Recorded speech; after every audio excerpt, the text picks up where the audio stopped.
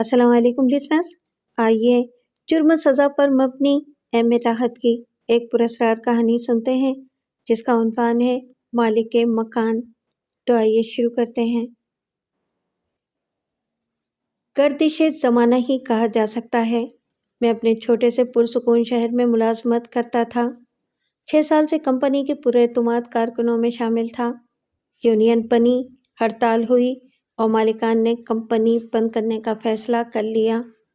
وہ ہڑتالیوں کے مطالبات ماننے کے بجائے کاروبار بند کر دینا بہتر سمجھتے تھے اور انہوں نے یہی کیا۔ بعد میں مقدمہ چلا اور نہ جانے کیا کیا ہوا، لیکن میرے حالات اس کی اجازت نہیں دیتے تھے کہ میں گھر میں بیٹھ کر انتظار کروں۔ میرا چھوٹا سا شہر طویل عرصے تک اس سلسلے میں میری کوئی مدد نہیں کر سکا، تو مجبوراً نقل مکانی کرنی پڑی اور میں یہاں آ گیا۔ چندی روز کی کوشش کے بعد ملازمت تو مل گئی، لیکن سر چھپانے کا کوئی ٹھکانہ نہ مل سکا۔ ہوٹل میں قیام تھا، مکان کی تلاش شروع کر دی۔ کرائے کے مکانات کے اشتہارات تو نظر آتے تھے، لیکن کرائے میری تنخواہ سے 3 گنا ہوتے تھے۔ میں کسی چھوٹے سے مکان کی تلاش میں تھا، لیکن ایسا لگتا تھا جیسے میرے لیے اس عظیم الشان شہر میں ہوٹل کے علاوہ کوئی جگہ نہ ہو۔ 1000 روپے تنخواہ ملتی تھی، 300 روپے ہوٹل کا کرایہ جو ماہانہ قیام کی بنیاد پر رعایت سے ملا تھا۔ معمولی پیمانے پر 200-250 روپے کھانے کا خرچ، سگریٹ اور آمد و رفت کا کرایہ وغیرہ وغیرہ۔ اتنے پیسے خرچ ہو جاتے تھے کہ والدین کے لیے کچھ نہ بچتا تھا۔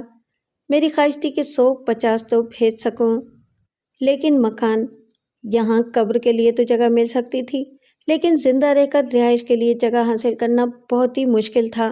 اس دوران میں نے کیا کیا کوششیں نہ کی یہ تو میں ہی جانتا تھا، لیکن مجھے اپنی تمام کوششوں کا جواب ناکامی کی صورت میں ملا تھا۔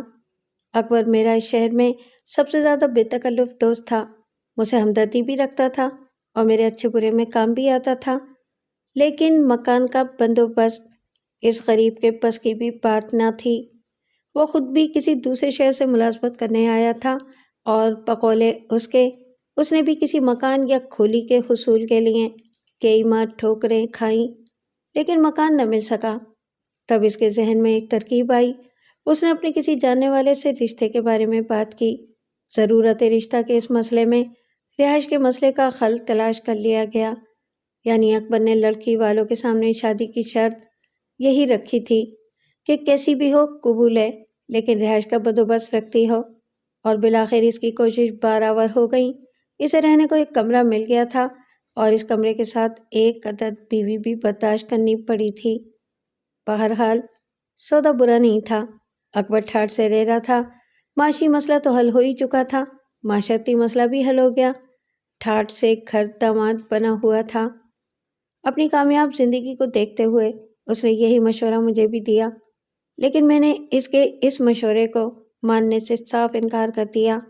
میں نے کہا، نہیں بھائی اکبر، میں تمہاری طرح بے فکرہ نہیں ہوں، میرے اپنے کچھ مسائل بھی ہیں، ماں باپ ہیں، بہن بھائی ہیں، مجھے ابھی بہت کچھ کرنا ہے، اپنی بہنوں کی شادیاں کرنی ہیں، بھائیوں کو اعلیٰ مستقبل دینا ہے۔ میرے والدین میری شادی کی حسرت اپنے دل میں رکھتے ہیں اور میں ان کی حسرتوں کو ایک رہائش گاہ پر قربان نہیں کر سکتا۔ تم اگر کچھ کر سکتے ہو تو صرف اتنا کر دو کہ اپنی کوششیں جاری رکھو تاکہ مجھے کہیں بھی مکان یا کھولی مل جائے۔ میں خود بھی ہر ممکن کوشش کر رہا ہوں، میں نے اکبر سے کہا تھا، اور اس نے کوششیں جاری رکھنے کا وعدہ کیا تھا۔ خیر، یہ ساری باتیں تو مذاق کی تھیں۔ درحقیقت اکبر بھی میرے لیے سخت کوششیں کر رہا تھا، لیکن ناکامیاں ہم دونوں کا مقدر بن چکی تھیں۔ آج بھی اس نے مجھے صبح دفتر جانے سے پہلے بتایا تھا کہ اسے خالی مکان کی اطلاع ملی ہے اور دوپہر کو وہ اس مکان کو دیکھنے جائے گا اور شام کو مجھے اس کے بارے میں اطلاع دے گا۔ میں نے اسے تلقین کی کہ وہ اپنی ہر ممکن کوشش مکان حاصل کرنے میں صرف کرے۔ اکبر نے کہا تھا کہ وہ اپنی سی بھرپور کوشش کرے گا اور شام کو اسی ہوٹل میں مجھ سے ملے گا، اور اس وقت سے میں اس کا انتظار کر رہا تھا۔ اکبر ابھی تک آیا نہیں تھا۔ اس وقت تقریباً 7:30 بجے تھے جب مجھے اکبر دکھائی دیا۔ میں اس کا چہرہ دیکھنے لگا، لیکن اس کے چہرے سے مجھے کسی خاص بات کا اندازہ نہ ہو سکا۔ اکبر میرے نزدیک پہنچ گیا اور میں نے ایک لمحہ توقف کیے بغیر کہا، اکبر بھائی، آج تو خوشی کی خبر ہونی چاہیے۔ اور اکبر کے ہونٹوں پر مسکراہٹ پھیل گئی۔ اس کی اس مایوس مسکراہٹ نے مجھے سب کچھ بتا دیا تھا۔ اکبر کرسی گھسیٹ کر بیٹھ گیا اور میں ایک گہری سانس لے کر کرسی کی پشت سے ٹک گیا تھا۔ لمحوں کی خاموشی کے بعد میں نے پوچھا، کیا غلط اطلاع ملی تھی؟ کیا بتاؤں یار، اطلاع تو درست تھی لیکن دیر سے ملی۔ جب میں دوپہر کو مکان کے لیے پہنچا تو مالک مکان نے کہا، بھائی تم دیر سے آئے، ہم نے آج صبح مکان کرائے پر دے دیا، شام تک کرایہ دار آ جائیں گے۔ اکبر نے ٹھنڈی سانس لے کر جواب دیا اور میں نے اکبر سے زیادہ ٹھنڈی سانس بھرنے کی کوشش کی اور پھر پاؤں سکیڑ کر میز کی سطح پر رکھتے ہوئے کہا، چائے منگواؤ یار۔ اور اکبر نے چائے والے کو اشارہ کیا اور اس کے آ جانے پر چائے کے لیے کہا۔ گرم گرم چائے ہمارے معدے جلاتی رہی اور ہم دونوں سوچ میں ڈوبے رہے۔ سمجھ میں نہیں آتا کیا کیا جائے۔ بالآخر چائے کی پیالی ختم کر کے میں نے کہا، مکان کا ملنا بہت مشکل ہے یار، صرف ایک ہی ترکیب ہے۔ اکبر نے کہا، وہ کیا؟ میں نے پوچھا۔ شادی کر لو۔ پھر تم نے فضول باتیں کی اکبر، میں پہلے ہی سے بہت پریشان ہوں، میں نے کہا اور اسی وقت مجھے اپنی پشت سے آواز سنائی دی، میں آپ کی کچھ مدد کر سکتا ہوں جناب؟ آواز نے کہا اور ہم دونوں نے چونک کر پیچھے دیکھا۔ دراصل اس کی آواز ہی متوجہ کرنے کے لیے کافی تھی اور اسے دیکھ کر عجیب سا محسوس ہونے لگا تھا۔ اس کا حلیہ بے حد عجیب و غریب تھا۔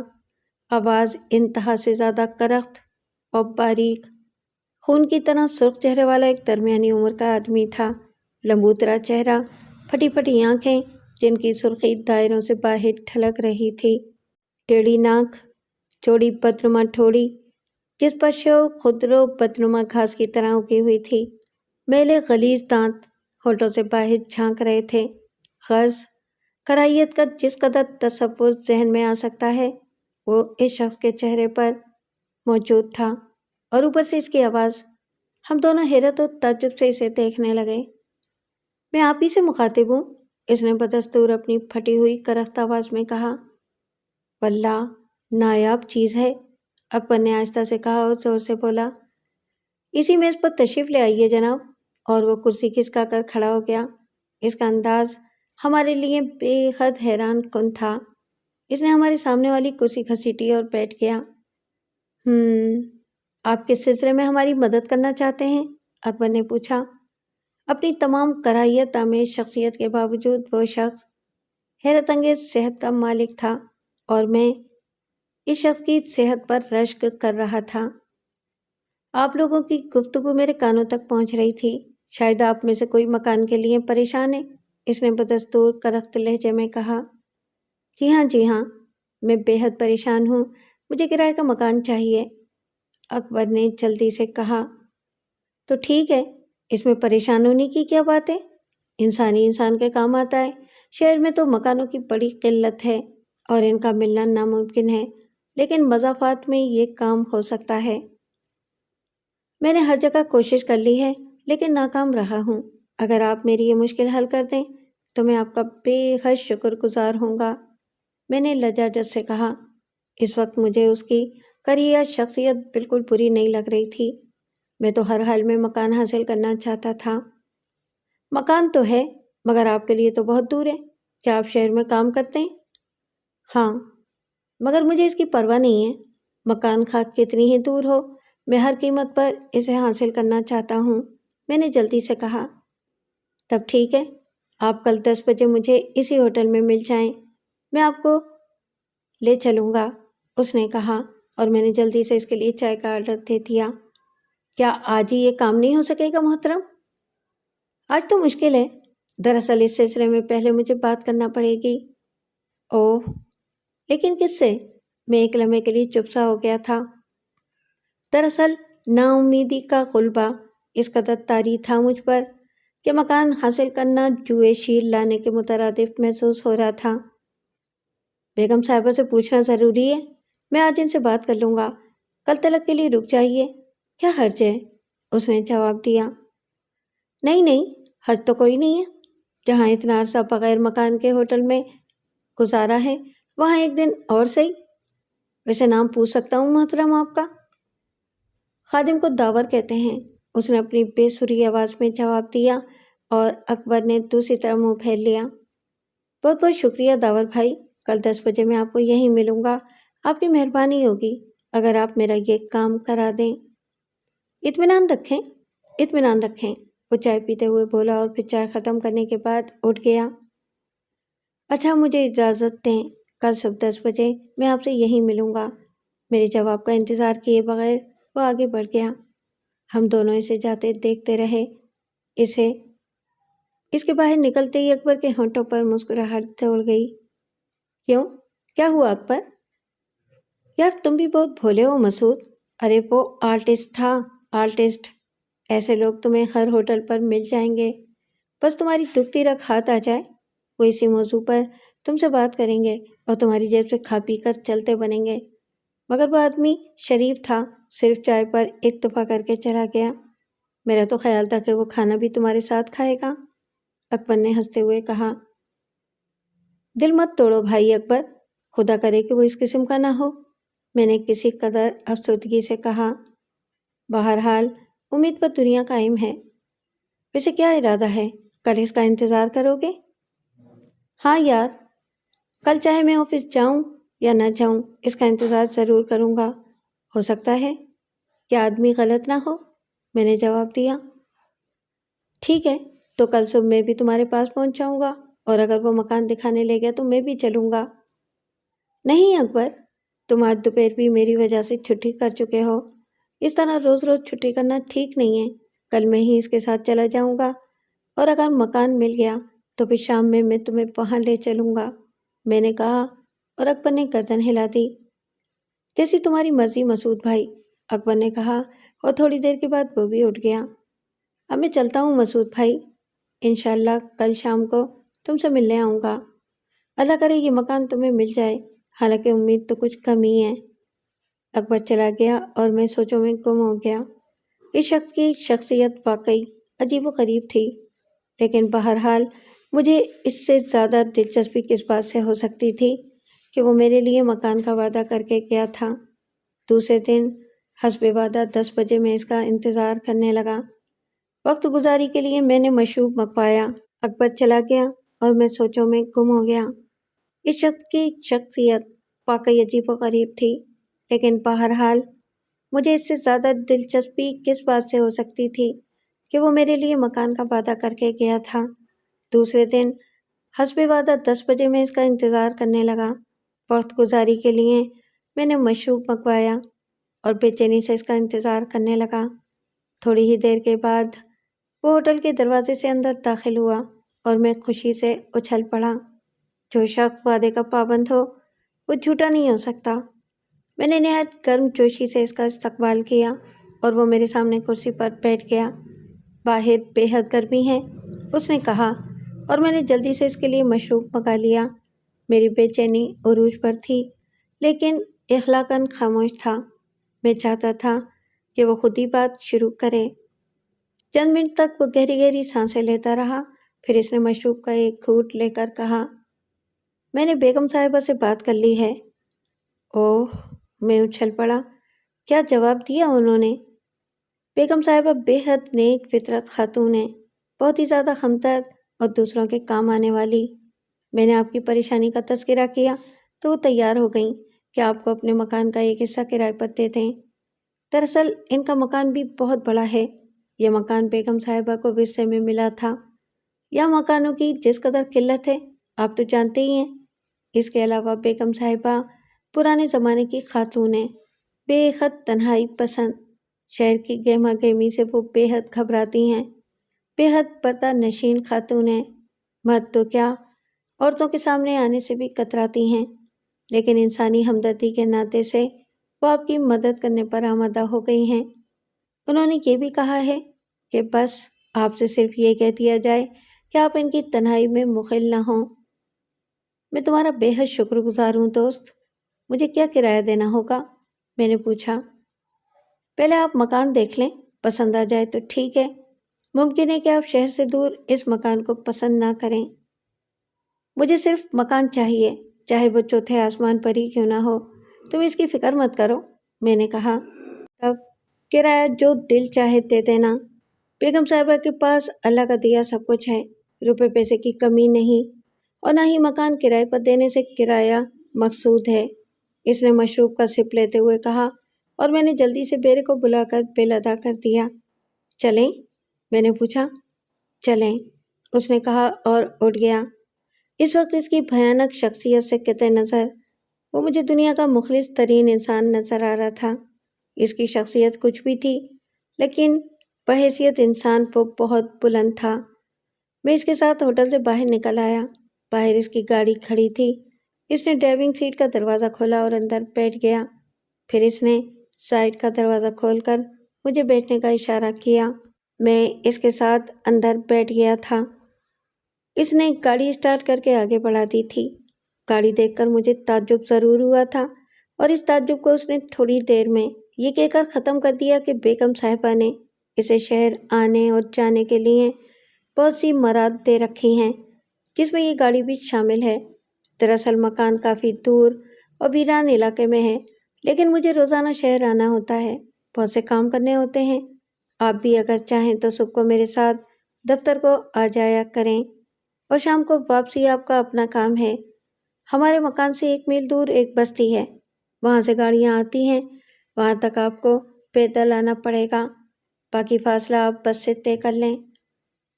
کوئی بات نہیں، میرے لیے تو یہی بہت بڑا سہارا ہے کہ صبح کو تمہارے ساتھ دفتر آ جایا کروں گا۔ اس کے بعد تو کوئی بات ہی نہیں رہی، میں نے کہا، اور وہ خاموشی سے کار ڈرائیو کرتا رہا۔ شہر کی بے شمار سڑکوں سے مڑتا ہوا وہ مضافات جانے والی ایک سڑک پر مڑ گیا۔ میں اس فاصلے کو تشویش کی نظر سے دیکھ رہا تھا، لیکن میری پریشانی کے سامنے یہ فاصلہ کچھ بھی نہیں تھا۔ پھر کافی دور نکلنے کے بعد وہ ایک طرف مڑ گیا۔ یہ سڑک کا اختتام تھا، اور یہاں سے ایک کچی پگڈنڈی نہ جانے کس طرف جاتی تھی۔ سڑک کے دوسری سمت وہ بستی نظر آ رہی تھی جس کے بارے میں اس نے بتایا تھا۔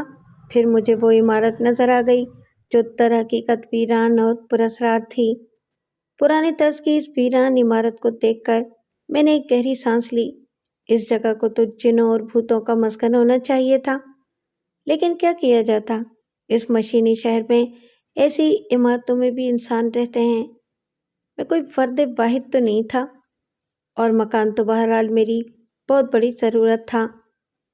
ہم عمارت کے کمپاؤنڈ میں پہنچ گئے، اور داون نے گاڑی روک دی۔ پوری عمارت بھائیں بھائیں کر رہی تھی۔ بیرونی حصہ بے ترتیب گھاس سے بھرا ہوا تھا، سوکھے ہوئے درخت اگے ہوئے تھے، ہر طرف ہو کا عالم طاری تھا۔ ایسا لگتا تھا کہ برسوں سے اس گھر کی کوئی دیکھ بھال نہ کی گئی ہو۔ میں ان تمام چیزوں کو دیکھتا ہوا آگے بڑھتا رہا، اور پھر داور کے ساتھ مکان کے اندرونی حصے میں داخل ہو گیا۔ لیکن اندر داخل ہو کر مجھے سخت تعجب ہوا۔ اندر کا ماحول باہر کے ماحول سے بالکل مختلف تھا۔ یہاں کا باہر سے کوئی بھی موازنہ نہیں تھا۔ جس راہداری سے ہم گزر رہے تھے اس میں نہایت قیمتی قالین بچھا ہوا تھا۔ راہداری کے ساتھ ساتھ خوبصورت گملے رکھے ہوئے تھے جن میں خوبصورت پھول کھلے ہوئے تھے اور اپنی بہار دکھا رہے تھے۔ دیواروں پر نہایت اعلیٰ پینٹنگز نظر آ رہی تھیں۔ راہداری سے گزر کر ہم ایک بڑے ہال میں داخل ہو گئے۔ ہال میں چاروں طرف دروازے تھے، اور اس کے سامنے کے حصے میں ایک اور راہداری چلی گئی تھی۔ باہر صورت باہر سے یہ مکان بھوتوں کا مسکن ضرور نظر آتا تھا، لیکن اندر سے یہ ایک انتہائی خوبصورت اور حسین مکان تھا۔ اس ہال میں 6 کمرے ہیں، نہایت وسیع اور کشادہ۔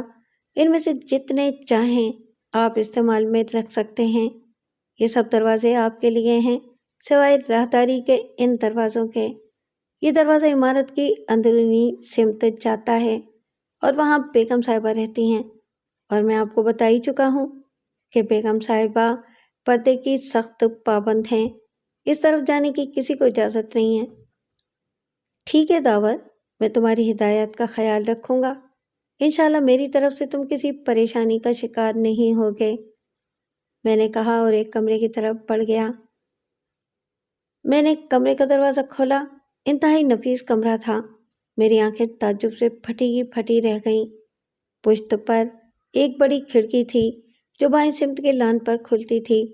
میرے لیے ایک ہی کمرہ کافی تھا، لیکن یہاں تو پورا مکان موجود تھا، اور وہ بھی نہایت عالی شان۔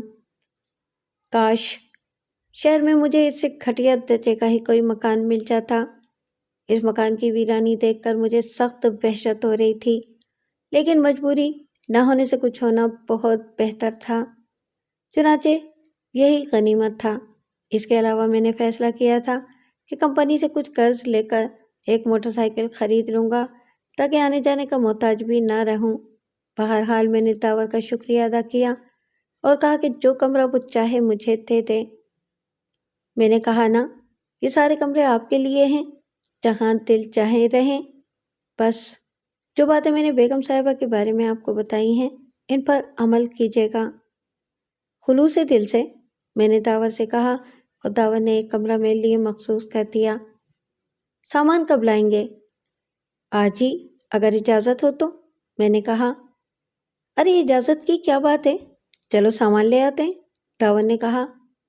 تمہیں تکلیف ہوگی داور؟ ارے نہیں، تکلیف کیسی صاحب، تکلف مت کریں، ہم تو دوستوں کے دوست ہیں، داور نے کہا، اور میں اس کے ساتھ باہر نکل آیا۔ ہوٹل پہنچا، وہاں کے واجبات ادا کیے، اپنا سامان لیا، اور اس سامان کو لے کر اس پراسرار عمارت میں منتقل ہو گیا۔ کمرے میں سامان سجاتے ہوئے مجھ پر ایک اور انکشاف ہوا۔ مکان میں بجلی نہیں تھی، البتہ شمعدان بہت سے رکھے ہوئے تھے، اور انہی سے کام چلانا تھا۔ داور تھوڑی دیر میری مدد کرتا رہا اور اس کے بعد اندر چلا گیا۔ داور کے جانے کے بعد میں آئندہ کے لیے لائحہ عمل تیار کرنے لگا۔ میں نے سوچا کہ کھانے پینے کا سامان اکٹھا ہی لے آیا کروں گا، خود ہی پکایا کروں گا اور کھایا کروں گا۔ ظاہر ہے کہ یہاں میرے لیے تکلیف کرنے والا کون تھا، اور سب سے بڑی بات یہ تھی کہ ابھی تک کرائے کا مسئلہ حل نہیں ہوا تھا، وہ بھی حل ہو جاتا تو بہتر تھا۔ شام کے 7 بج گئے، اب مجھے اپنی بے وقوفی کا احساس ہو رہا تھا۔ ہوٹل سے آتے وقت میں کچھ کھانے کے لیے لانا بھول گیا تھا، اور یہاں اس عمارت کے مکین نہ جانے کہاں تھے، کچھ پتہ نہیں چل رہا تھا۔ بھوک سے آنتیں کل ہولہ پڑ رہی تھیں، لیکن کھانے کے لیے میرے پاس کچھ نہ تھا، اور اب کھانا مجھے صبح دستیاب ہو سکتا تھا۔ آج رات بھوکے رہ کر ہی گزارا کرنا پڑے گا۔ خیر کوئی بات نہیں، کل یہ سارا بندوبست کر لوں گا، میں نے سوچا۔ تاریکی پھیل گئی تھی، میں نے شمعدان روشن کر دیے، اور شمعوں کی روشنی میں کمرے کا ماحول پراسرار ہو گیا تھا۔ میں بستر پر لیٹ گیا اور سونے کی کوشش کرنے لگا۔ نہ جانے داور کہاں تھا، کیا کر رہا تھا، لیکن وہ کہیں بھی تھا، مجھے ان لوگوں کو پریشان کرنے یا ان کے بارے میں کریدنے کا کوئی شوق نہیں تھا، نہ حق تھا۔ میں کوئی مہمان نہیں تھا، صرف کرایہ دار تھا۔ اس وقت رات کے 8:30 بجے تھے جب داور نے میرے کمرے کے دروازے پر دستک دی۔ سو گئے کیا؟ نہیں، آؤ داور، میں نے جلدی سے کہا، اور داور میرے کمرے میں داخل ہو گیا۔ لیکن اس کے ساتھ کوئی اور بھی تھا۔ میں نے اسے دیکھا، ایک نوجوان سی لڑکی تھی جو نہایت سلیقے کا لباس پہنے تھی۔ اس کے ہاتھوں میں ایک ٹرے تھی۔ لڑکی نے ٹرے میز پر رکھ دی۔ داور بولا، یہ چھیمو ہے، بیگم صاحبہ کی ملازمہ، لیکن گھر کے ایک فرد کی حیثیت رکھتی ہے۔ بیگم صاحبہ نے اسے ہدایت کر دی ہے کہ یہ صبح کا ناشتہ اور رات کا کھانا تمہیں دے دیا کرے گی، اور کوئی اور ضرورت ہو تو آپ اسے آواز دے سکتے ہیں۔ ارے مگر یہ کیا؟ میرا مطلب ہے کہ اس تکلف کی کیا ضرورت ہے؟ میں بتا چکا ہوں، بیگم صاحبہ بہت رحم دل خاتون ہیں، بس ان کے معاملات میں مداخلت نہ کی جائے تو وہ بہت اچھی ہیں۔ وہ کسی قیمت پر یہ برداشت نہیں کر سکتی کہ ان کے گھر میں کوئی شخص بھوکا رہے۔ میں نے متشکرانہ نگاہوں سے داور کو دیکھا۔ چھیمو کھانے کی ٹرے رکھ کر واپس جا چکی تھی۔ بھوک تو مجھے بھی بہت زور کی لگ رہی تھی۔ میں نے داور سے کہا، آؤ داور، کھانا کھا لو۔ نہیں آپ کھائیے، میں کھانا کھا چکا ہوں، دلاور نے جواب دیا، اور میں کھانے میں ڈٹ گیا۔ بہترین کھانا تھا، میں نے مزے لے لے کر کھایا۔ دوسرے دن جب آفس پہنچا تو اکبر میرا بے چینی سے انتظار کر رہا تھا۔ خیریت مسعود بھائی؟ اس نے جلدی سے پوچھا۔ ہاں خیریت ہے، تم یہاں کیسے؟ میں نے پوچھا۔ بس جناب کے بارے میں معلوم کرنا تھا۔ سوچا آفس میں ہی ملنا پڑے گا، سو یہاں آ گیا۔ رات کو ہوٹل پہنچا تو پتہ چلا کہ سامان سمیت جا چکے ہیں۔ یعنی اتنی جلدی ہاتھ مار دیا جناب نے؟ بہرحال مبارک ہو۔ مکان کیسا ہے؟ اکبر نے چھوٹتے ہی کہا۔ مکان تو بے حد شاندار ہے دوست، لیکن کیا؟ بس عجیب پراسرار سی جگہ ہے، کچھ سمجھ میں نہیں آتا، حیرت انگیز لوگ ہیں۔ کیا مطلب؟ عمارت کے مکینوں سے ملاقات کی ہے تم نے؟ نہیں، ابھی تک تو کسی سے ملاقات نہیں ہوئی سوائے اس ٹاور کے۔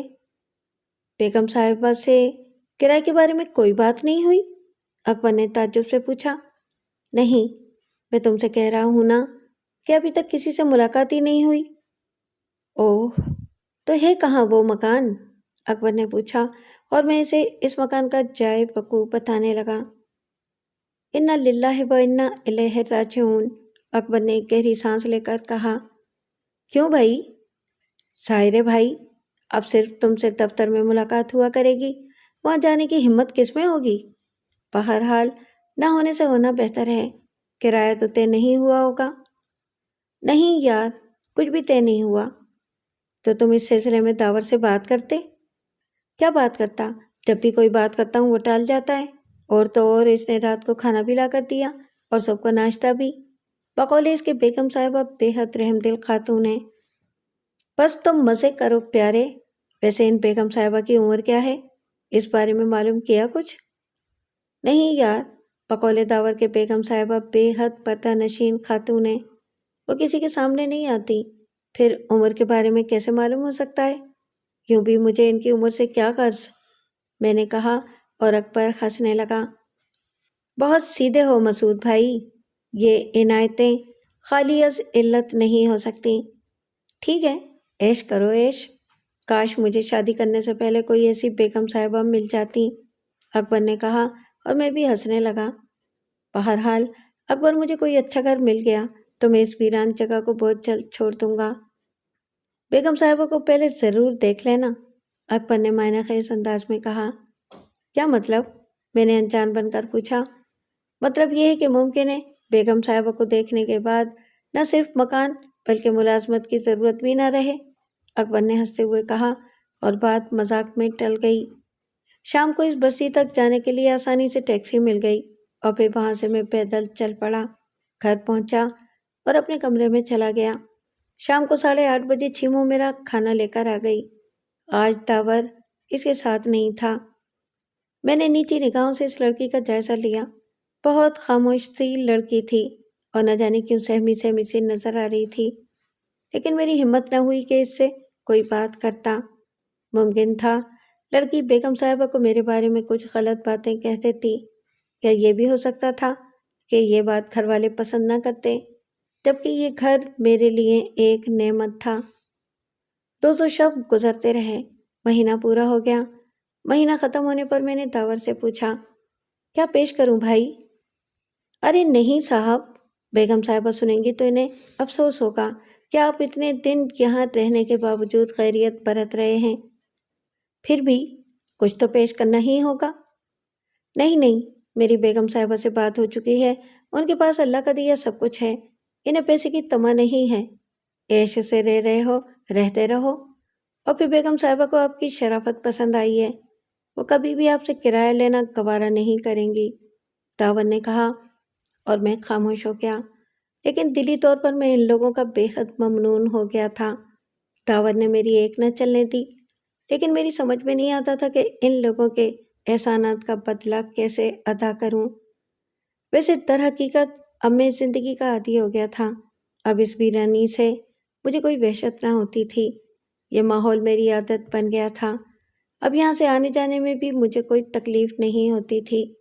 داور مجھے صبح شہر چھوڑ دیتا تھا اور شام کو میں کسی ٹیکسی، رکشہ یا پھر بس سے اس بستی تک آ جاتا اور بقیہ 1 میل کا راستہ پیدل طے کر لیا کرتا تھا۔ اس ماہ میری پوری تنخواہ بچ گئی تھی، خرچ صرف کنوینس کا ہوتا تھا، باقی میرے تمام دیگر اخراجات بیگم صاحبہ پورے کر رہی تھیں۔ یعنی گھر کے کرائے اور کھانے پینے کی سہولت حاصل ہو جانے سے میرے تمام اخراجات تقریباً ختم ہو چکے تھے۔ اس پورے مہینے میں میں نے ایک بار بھی بیگم صاحبہ کو نہیں دیکھا تھا اور نہ ہی ان کی آواز سنی تھی، اور اب میں اس کی ضرورت بھی محسوس نہیں کرتا تھا، ورنہ ابتدا میں مجھے خاصا تجسس رہا تھا۔ دن گزرتے رہے، میں گھر والوں کو باقاعدگی سے رقم بھیجتا رہا۔ اس دن شام کو میں 7 بجے کے قریب گھر پہنچا تھا، جب داور میرے لیے خود کھانا لے کر آیا۔ اس کے چہرے پر اداسی چھائی ہوئی تھی۔ کیوں داور، چھیمو کہاں گئی؟ میں نے پوچھا۔ چلی گئی، اس نے جواب دیا۔ کیوں؟ بس صاحب، اس گھر میں سب سے بڑا مسئلہ یہی ہے، یہاں کوئی ملازمت ٹکتی ہی نہیں، 2-3 ماہ رہتی ہیں پھر بھاگ جاتی ہیں۔ میں نے کئی بار بیگم صاحبہ سے کہا کہ کسی بوڑھی ملازمہ کو رکھ لیں، نوجوان لڑکیوں کا اس ماحول میں گزارا بے حد مشکل ہے، انہیں تو چہل پہل کی زندگی چاہیے۔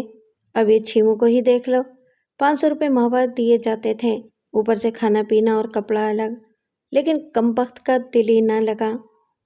ہاں یہ بات تو ہے دعوت، عام لڑکیوں کا اس ماحول میں گزارا مشکل ہے۔ اب کیا کرو گے؟ اجی کرنا کیا ہے، نئی ملازمہ رکھیں گے، اور اس کے لیے بھی 20-22 دن تو لگ ہی جائیں گے۔ ہاں یہ تو ہے، میں نے کہا۔ مسعود بابو، آپ کے جاننے والوں میں کوئی نہیں ہے؟ داور نے اچانک ہی پوچھا۔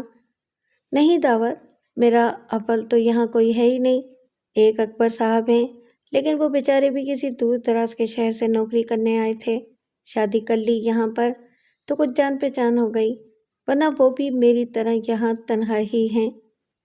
اچھا تو پھر ایک کام کریں، داور نے کہا، اور میں اس کی شکل دیکھنے لگا۔ آپ ایسا کریں کہ اخبار میں ایک ملازمہ کے لیے اشتہار دے دیں اور خود ہی کسی کو منتخب بھی کر لیں، ورنہ جب تک ملازمہ نہیں آئے گی مجھے ہی کھانا تیار کرنا پڑے گا، اور میں کھانا پکانے میں اتنا ماہر نہیں ہوں۔ اب آپ کھانا کھا کر دیکھیں کھایا جاتا ہے یا نہیں، داور نے کہا، اور کھانے کی پلیٹ میرے سامنے سرکا دی۔ میری وجہ سے تمہیں اور تکلیف اٹھانا پڑتی ہے داور، میں بیگم صاحبہ اور تمہارا بے حد شکر گزار ہوں، تم لوگوں نے مجھے اپنوں کی سی محبت دی ہے۔ ارے چھوڑیں ان باتوں کو، ہم سب ایک ہی خاندان کے افراد ہیں، پھر یہ تکلفانہ گفتگو کیسی؟ کھانا کھاؤ کھانا، داور نے کہا، اور میں کھانا کھانے لگا، اور اس وقت تک کھاتا رہا جب تک کھانے کی گنجائش رہی۔ بلا شبہ میں نے پوری زندگی میں اتنا لذیذ کھانا نہیں کھایا تھا۔ کیا خیال ہے؟ داور نے مسکراتے ہوئے پوچھا۔ بس داور، میں اس کھانے کی تعریف الفاظ میں نہیں کر سکتا۔ تم تو یار کسرِ نفسی سے کام لے رہے تھے، میں نے سوچا کہ تم واقعی کھانا پکانا نہیں جانتے ہوگے، لیکن یار تم نے تو عورتوں کو مات کر دیا ہے، میں نے کہا، اور داور ہنسنے لگا، پھر بولا، لیکن صاحب نئی ملازمہ کا بندوبست بے حد ضروری ہے، ورنہ مجھے پھنسا رہنا پڑے گا۔ تب تو پھر میں دعا کرتا ہوں کہ نئی ملازمہ کبھی نہ آئے، میں نے کہا۔ ارے نہیں، نئی ملازمہ بے حد ضروری ہے، ویسے میرا وعدہ ہے کہ تھوڑے تھوڑے عرصے کے بعد آپ کو اپنے ہاتھ سے پکایا ہوا کھانا کھلاتا رہوں گا، داور نے کہا، اور میں ہنسنے لگا۔ دوسرے دن میں نے اخبار میں اشتہار دے دیا، انٹرویو کے لیے بھی میں نے اپنے دفتر کا پتہ دے دیا تھا۔ اشتہار میں ایسی آسانیاں رکھی گئی تھیں کہ بہت سی لڑکیاں انٹرویو کے لیے آ گئیں، لیکن بیشتر لڑکیاں ایک شرط سے گھبرا گئیں، یعنی انہیں شہر سے دور ایک مکان میں رہنا ہوگا۔ البتہ ایک تیار ہو گئی تھی۔ آپ کا نام؟ میں نے پوچھا۔ سوزی، لڑکی نے جواب دیا۔ نام سے اندازہ ہو رہا تھا کہ لڑکی مسلمان نہیں ہے، بڑی شوخ اور شریر لڑکی تھی، اس کے انگ انگ سے زندگی جھلک رہی تھی۔ والدین کہاں ہیں آپ کے؟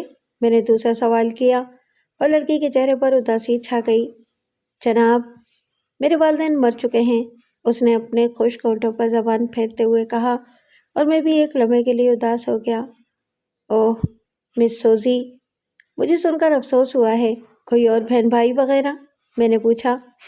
جی ہاں، 2 بہن بھائی ہیں، دونوں بورڈنگ میں زیر تعلیم ہیں، ہفتے میں ایک دن وہ گھر آتے ہیں، ورنہ میں گھر میں تنہا ہوتی ہوں۔ مس سوزی، آپ کو یہاں سے کافی دور ایک بستی میں رہنا ہوگا، کیا آپ اس کے لیے تیار ہیں؟ جی ہاں، میں تیار ہوں، دراصل تنہائی میرے لیے عذاب کی صورت اختیار کر گئی ہے، اور میں کچھ کرنا چاہتی ہوں۔ دراصل اعلیٰ تعلیم نہ ہونے کی وجہ سے مجھے اچھی تعلیم نہ ہونے کی وجہ سے ملازمت نہیں مل پاتی، اور میں فی الوقت اسی ملازمت کو قبول کر رہی ہوں۔ ٹھیک ہے، تو پھر آج شام آپ اسی جگہ مجھ سے مل لیں، میں آپ کو اپنے ساتھ لے چلوں گا۔ اسی شام سوزی میرے ساتھ اس عمارت میں چلی آئی۔ وہ اس عمارت کو دیکھ کر کافی خوفزدہ نظر آ رہی تھی، لیکن پھر میں نے اندر داخل ہو کر تسلی دی اور یہاں کے لوگوں کے بارے میں تفصیلات بتائیں تو اسے قدرے اطمینان ہوا۔ سوزی کو میرے نزدیک ہی رہنے کی اجازت مل گئی۔ میرے کمرے کو چھوڑ کر دوسرے کمرے میں اس نے رہائش اختیار کر لی تھی۔ اس کے آ جانے سے زندگی میں کچھ دلچسپی پیدا ہو گئی تھی۔ اکثر داور میں اور سوزی باتیں کیا کرتے تھے۔ چند دنوں میں سوزی بھی اس ماحول کی عادی ہو گئی۔ بیگم صاحبہ کی طرف سے اسے بہت سی مہارت حاصل تھیں۔ اس وقت کسی قسم کی کوئی پابندی عائد نہیں تھی۔ شاندار تنخواہ دی جا رہی تھی اسے، اس کے علاوہ کھانا فری تھا۔ سوزی بھی بیگم صاحبہ کی بے حد مشکور تھی، لیکن بیگم صاحبہ کی پراسرار شخصیت اس کے لیے بھی تجسس کا باعث تھی۔ اسے صرف باورچی خانے تک جانے کی اجازت تھی اور بس، باقی حصے سے اس کا کوئی تعلق نہیں تھا۔ بیگم صاحبہ کے لیے کھانا وغیرہ لے جانا داور کے سپرد تھا۔ سوزی کو اس کی اجازت نہیں تھی۔ سوزی نے آج تک بیگم صاحبہ کو نہیں دیکھا تھا اور میری تو خیر بات ہی دوسری تھی، لیکن بیگم صاحبہ کے بارے میں اسے خاصا تجسس تھا۔ ایک دن جب داور کہیں گیا ہوا تھا، وہ مجھ سے کہنے لگی، مسٹر مسعود، یہ بیگم صاحبہ آج تک میری سمجھ میں نہیں آ سکیں۔ آخر یہ اس قدر تنہائی میں زندگی کیسے بسر کر رہی ہیں؟ عادت پڑ گئی ہے سوزی، خود میرے لیے بھی وہ بے حد پراسرار ہیں۔ میں خود ان کے بارے میں خاصے تجسس کا شکار رہا ہوں، مگر اب میں نے ان کے بارے میں سوچنا چھوڑ دیا ہے۔ آپ نے بھی آج تک انہیں نہیں دیکھا؟ نہیں سوزی، تم لڑکی ہو کر نہ دیکھ سکیں تو میں مرد ہو کر کیسے دیکھ سکتا تھا؟ یقین کرو، بعض اوقات تو میں محسوس کرتا ہوں کہ اس عمارت میں کسی بیگم صاحبہ کا وجود ہی نہیں ہے، یہ صرف داور کی اختراع ہے۔ میں نے جواب دیا، ہاں مجھے خود حیرت ہوتی ہے کہ وہ کسی کے سامنے کیوں نہیں آتی، لیکن یہ سمجھنا غلط ہے کہ ان کے وجود ایک اختراع ہے۔ میں نے آج تک انہیں دیکھا نہیں، لیکن اکثر ان کے قدموں کی چاپ سنی ہے۔ ان اوقات میں جب داور ان کے پاس ہوتا ہے، میں نے ان دونوں کی گفتگو بھی سنی ہے۔ اوہ، ایسی کوشش مت کرو سوزی، اگر کبھی داور نے یا بیگم صاحبہ نے تمہاری یہ حرکت دیکھ لی تو اچھا نہیں ہوگا۔ یوں بھی ہمارے لیے ان کا وجود باعث رحمت ہے، ان کی ذات سے ہمیں آج تک کوئی تکلیف نہیں پہنچی، تو کیا ضروری ہے کہ ہم ان کے لیے تکلیف کا باعث بنیں؟ کیا انہوں نے کبھی تمہیں کوئی تکلیف دی؟ نہیں مسعود، میرا تو رواں رواں بیگم صاحبہ کا احسان مند ہے، میں آئندہ خیال رکھوں گی۔ وعدہ؟ میں نے کہا۔ ہاں مسعود، پکا وعدہ، سوزی نے کہا، اور بات آئی گئی ہو گئی۔ زندگی کے معمولات یوں ہی چلتے رہے، دن گزرتے رہے۔ اس دوران اکبر سے ملاقاتیں رہیں، لیکن اکبر آج تک میری رہائش گاہ پر نہیں آیا تھا۔ میں جب بھی اس سے کہتا تو اس کا جواب یہی ہوتا کہ یار وہ بھی کوئی آنے کی جگہ ہے، لیکن سچ پوچھئے تو میں اس جگہ کا عادی ہو گیا تھا۔ سوائے گھر پہنچنے کی دقت کے مجھے وہاں کوئی تکلیف نہیں تھی۔ صبح کا مسئلہ داور نے حل کر دیا تھا، کھانے پینے کی بھی کوئی پریشانی نہیں تھی۔ یوں بیگم صاحبہ کا گھر میرے لیے بہت ہی زیادہ سہولتوں کا باعث تھا، اور میں کسی نئی پریشانی سے دوچار نہیں ہونا چاہتا تھا۔ اس دن آفس میں نہ جانے کیوں میری طبیعت خاصی اداس اور مضمحل تھی۔ بڑی دیر تک میں اپنے آپ کو مختلف مشاغل میں الجھانے کی کوشش کرتا رہا، لیکن طبیعت کا اضمحلال دور نہیں ہوا، اور جب کسی طرح بھی نہ بہلا تو یوں ہی بلا مقصد میں نے ادھر ادھر گھومنے کی ٹھانی۔ میرا خیال تھا کہ بازار کی رونق اور گہما گہمی دیکھ کر ضرور کچھ وقت بہتر گزرے گا، لیکن طبیعت پر افسردگی بدستور طاری رہی۔ 5 بج چکے تھے، چنانچہ میں نے سوچا کہ گھر چلا جائے، وہاں جا کر سوزی سے گپ شپ رہے گی۔ چنانچہ میں نے ٹیکسی کی اور اپنے گھر کی طرف چل پڑا۔ گھر پہنچا تو خاموشی اور ویرانی نے میرا استقبال کیا۔ اپنے کمرے میں پہنچ کر میں نے کپڑے اتارے، دوسرے کپڑے پہنے اور پیروں میں چپل پہن کر سوزی کے کمرے کی طرف چل دیا۔ سوزی کے کمرے کے دروازے پر میں نے دستک دی، لیکن کوئی آواز نہ آئی۔ میں نے دستک دوسری بار ذرا زور سے دی، لیکن اس بار بھی آواز نہ دارد۔ کمرے کا دروازہ کھلا ہوا تھا۔ میں نے دروازے کو ذرا سا کھولا اور اندر جھانکنے کی کوشش کی، لیکن پورا کمرہ خالی پڑا ہوا تھا۔ میں واپس پلٹ آیا۔ تھوڑی دیر کے بعد داور میرے پاس پہنچ گیا۔ شاید اس نے دستک کی آواز سن لی تھی۔ خیریت تو ہے؟ آج آپ جلدی کیسے آ گئے؟ اس نے آتے ہی سوال کیا۔ بس یار، آج آفس میں دل نہیں لگا، بڑی بے چینی سی طاری تھی طبیعت پر۔ چنانچہ میں نے سوچا کہ گھر چل کر آرام کیا جائے۔ چائے کی طلب ہو رہی تھی۔ سوچا سوزی سے کہوں کہ چائے بنا کر لے آئے، لیکن سوزی تو اپنے کمرے میں موجود ہی نہیں ہے۔ وہ چلی گئی۔ کیا مطلب؟ میں نے تعجب سے پوچھا۔ پتہ نہیں، میں نے اسے باورچی خانے میں دیکھا، اس کے علاوہ پوری عمارت میں بھی۔ میں نے چھان مارا، لیکن اس کا کہیں پتہ نہیں چلا۔ نہ جانے وہ کہاں گئی۔ کیا کہہ رہے ہو داور؟ میں نے حیرانی سے پوچھا۔ وہی پرانی بات، یعنی بھاگ گئی، داور نے گہری سانس لے کر کہا۔ لیکن کیوں؟ اب اس بارے میں کیا کہہ سکتا ہوں؟ یہ اس کا اپنا مسئلہ ہوگا۔ لیکن داور، یہ کیسے ممکن ہے؟ وہ تو یہاں بہت خوش تھی۔ ایسی آرام دہ ملازمت اسے اور کہاں مل سکتی ہے؟ اور پھر رات کو اس نے مجھ سے ملاقات کی تھی، ایسا کوئی خیال بھی اس نے ظاہر نہیں کیا؟ مجھ سے ظاہر کیا تھا، داور بولا۔ اوہ، کیا کہا تھا؟ میں نے تعجب سے پوچھا۔ یہی کہ یہاں اس کی زندگی کو زنگ لگتا جا رہا ہے، وہ خود کو عضوِ معطل سمجھ رہی ہے، اور پھر اس کے لیے بہت سی مشکلات بھی پیدا ہو گئی ہیں۔ وہ اپنے بہن بھائیوں سے ملنے نہیں جا سکتی، یہاں کوئی تفریح بھی نہیں ہے، اس ویرانے میں اس کا دم گھٹتا ہے۔ یہ سب کچھ اس نے کب کہا تم سے داور؟ یہی کوئی 8-10 روز ہو گئے، جب اس نے مجھ سے بات کی تھی۔ میں اسی روز کھٹکا تھا۔ بہرحال میں نے اسے سمجھایا کہ اس پورا شوب دور میں اتنی اچھی ملازمت کسے ملتی ہے، اچھی تنخواہ تمہیں دی جا رہی ہے، ہر سہولت مہیا ہے، گزارتی رہو۔ ہاں، کوئی تکلیف ہو تو ضرور بتاؤ۔ اس وقت میری باتیں سن کر وہ خاموش ہو گئی تھی، لیکن میں نے اس کے چہرے پر الجھن کے سائے دیکھے تھے، اور بالآخر وہی ہوا جس کا مجھے خدشہ تھا۔ مجھے حیرت ہے داور۔ حیرت کی کیا بات ہے؟ یہاں آنے والی ہر لڑکی دوسرے تیسرے مہینے بھاگ جاتی ہے، اور اس طرح کی باتیں کر کے نوکری چھوڑ کر چلی جاتی ہے۔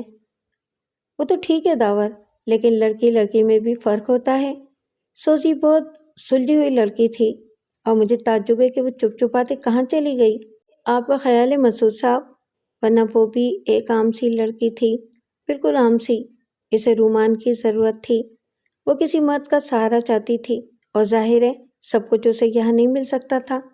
مسعود صاحب، اس نے کئی بار مجھ سے اظہار عشق کیا، لیکن میں اس قسم کا انسان نہیں ہوں، داور نے کہا، اور میں اسے حیرت سے دیکھنے لگا۔ کیا کہہ رہے ہو داور؟ ہاں مسعود صاحب، وہ سالی مجھ سے عشق کرنے لگی تھی، پر اپنی فطرت میں ایسی کوئی گندگی شامل نہیں ہے۔ میں نے اسے دھتکار دیا، اور شاید اسی بات پر ناراض ہو کر وہ یہاں سے چلی گئی۔ ارے، میں نے کہا، اور داور کو دیکھنے لگا۔ مجھے سوزی پر حیرت ہو رہی تھی۔ بے شک داور مرد تھا، لیکن نہایت کریہ اس صورت۔ اس کی صورت دیکھ کر میرا خیال تھا کہ کوئی لڑکی اسے محبت نہیں کر سکتی تھی، لیکن اگر سوزی نے داور سے اظہار عشق کیا تھا تو وہ خود بھی عجیب فطرت کی عورت تھی، ورنہ عمر وغیرہ کے لحاظ سے میں داور سے کہیں زیادہ بہتر، تندرست اور شکل و صورت میں خوبصورت تھا۔ اور سچی بات تو یہ تھی کہ اس عمارت کی وحشتناک تنہائی سے گھبرا کر میں نے کئی بار سوزی کو اس انداز میں ٹٹولنے کی کوشش کی تھی، لیکن میرے سامنے وہ بالکل ٹھس رہی تھی، اور اس کی اس سرد مہری کو محسوس کرتے ہوئے میں نے اس کا خیال چھوڑ دیا۔ لیکن یہ جان کر مجھے انتہائی حیرت ہوئی تھی کہ موصوفہ داور سے عشق کرتی تھیں۔ چند منٹ تک میں ان خیالات میں ڈوبا رہا، پھر داور کی آواز نے مجھے چونکا دیا۔ کیا سوچ رہے ہیں مسعود صاحب؟ کوئی خاص بات نہیں، بس سوزی کے بارے میں سوچ رہا تھا۔ اگر تم کہو تو میں اس کے گھر پر ملنے کی کوشش کروں؟ اس طرح خاموشی سے اسے بھاگنے کی کیا ضرورت تھی؟ اگر جانا ہی تھا تو باقاعدہ کہہ سن کر جاتی۔ نہیں مسعود صاحب، اس کی ضرورت نہیں ہے۔ پھر بھی داور، ہمیں کوئی نئی ملازمت تو رکھنا پڑے گی نا؟ اگر سوزی ہی دوبارہ آ جائے تو اس میں کیا حرج ہے؟ حرج تو کوئی نہیں ہے مسعود صاحب، لیکن بیگم صاحبہ کا ایک اصول ہے، جانے والے سے وہ کوئی دلچسپی نہیں رکھتی اور وہ کسی قیمت پر اس کا یہاں آنا پسند نہیں کریں گی، اس لیے اس کے ذکر کو جانے دو۔ پھر کیا ہوگا؟ میں نے پوچھا۔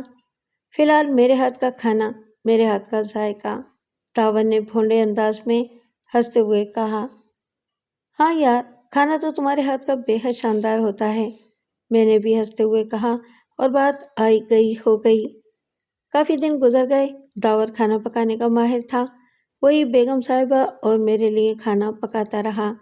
سوزی کے جانے کے چھٹے دن داور نے پھر مجھ سے بات کی۔ نئی ملازمہ کا کیا ہوگا مسعود صاحب؟ جیسا تم کہو، آپ اخبار میں اشتہار دے دیں اور کسی لڑکی کو ارینج کر لیں۔ نہیں داور، میرا خیال ہے کہ یہ کام تم بہتر طور پر خود ہی انجام دے سکتے ہو۔ کیوں مسعود صاحب؟ بھائی میرے لیے پہلا ہی تجربہ خاصا تلخ ثابت ہوا ہے۔ کیا مطلب؟ میں سمجھا نہیں مسعود صاحب۔ سوزی کی بات کر رہا ہوں داور، تم یقین کرو مجھے سوزی کے اس طرح چلے جانے پر سخت غصہ ہے، اس نے میری بھی توہین کی ہے۔ داور، میں کتنے خلوص سے اس سے پیش آتا تھا، لیکن اس نے اتنا بھی نہ کیا کہ جانے سے پہلے مجھے بتا ہی دیتی۔ چوروں کی طرح بھاگنے کی کیا ضرورت تھی اسے؟ وہ تو بیگم صاحبہ شریف خاتون ہے، ورنہ چوری کا الزام لگا کر گرفتار کروا دیتی اسے، میں نے غصے سے کہا، اور داور بے تکے پن سے ہنسنے لگا۔ ہاں کہہ تو ٹھیک ہی رہے ہو مسعود صاحب، لیکن بس بیگم صاحبہ بہت ہی نیک دل خاتون ہے، وہ اپنی ذات سے کسی کو تکلیف دینا پسند نہیں کرتی۔ سوزی کے مسئلے کو بھی انہوں نے اسی لیے نظر انداز کر دیا کہ غریب بچی ہے، اگر یہاں رہنا نہیں چاہتی تو نہ صحیح، کسی اور کا انتظام کر لیا جائے گا، داور نے کہا، اور پھر بولا، تو آپ اس مسئلے پر کوئی توجہ نہیں دیں گے مسعود صاحب؟ میرا خیال ہے کہ اس بار تم ہی کوشش کر ڈالو، میں نے کہا، اور داور نے گردن ہلا دی۔ اس دن آفس پہنچا تو کھانے کے وقت پر اکبر سے ملاقات ہو گئی۔